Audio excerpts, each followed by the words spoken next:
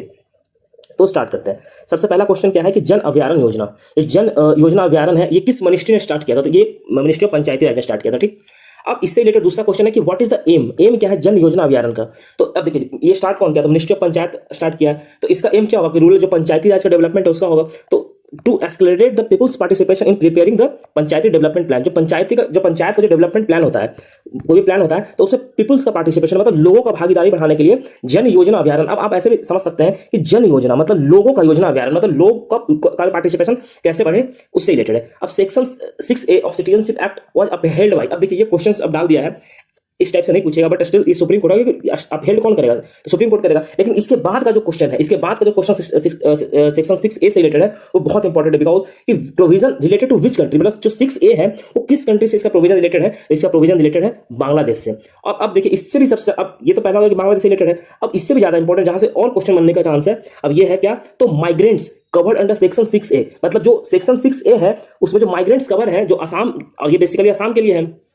तो इसका डेट आपसे पूछा कि जो इसका डेट है वो कब से कब तक है? तो इसका डेट है क्या 1 जनवरी 1966 से लेकर के 24 मार्च 1971 तक। तो ये आपको डेट बहुत इंपॉर्टेंट है, आपको याद रखना। आप सेक्शन 6 में 3 चीज आपको याद रखना, एक तो बांग्लादेश, ये भी बांग्लादेश के लिए है, दूसरा स्टेट कौन सा है तो असम, और तीसरा ये क्या है तो डेट, ये 1 जनवरी 1966 से लेकर के 24 मार्च 1971 तक आपको ये डेट याद रखना है। तो हम लोग करंट अफेयर्स सीक्वेंस देखिए इसी तरीके से रखें कि आपको इंपॉर्टेंट पता कि कौन सा इंपॉर्टेंट क्या है।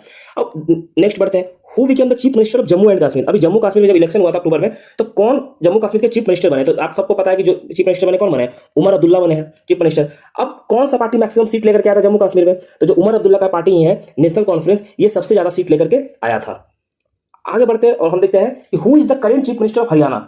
जो 24 में जो इलेक्शन हुआ था हरियाणा का जो करंट चीफ मिनिस्टर 24 में, तो ये कौन थे? तो नायाब सैनी थे। ये बेसिकली किससे थे? तो बीजेपी से थे। बीजेपी वहां मेजोरिटी लेकर के आई थी और नायाब सैनी जो थे वहां के चीफ मिनिस्टर बने थे। आगे हम लोग देखते हैं who became the first women to be appointed as the director general of arm force medical services. Who became the first women, पहली महिला कौन बनी जो अपॉइंट हुई director general of arm force medical service, जो कि मेडिकल सर्विसेज जो arm force का उसका डायरेक्टर जनरल अपॉइंट होने वाली। तो ये पहली महिला कौन बनती है? तो आरती सरीन। आप आरती सरीन याद रखेंगे कि आरती सरीन जो है वो पहली महिला बनी है जो कि अपॉइंट किया उन्हें किया गया है director general of arm force in medical services.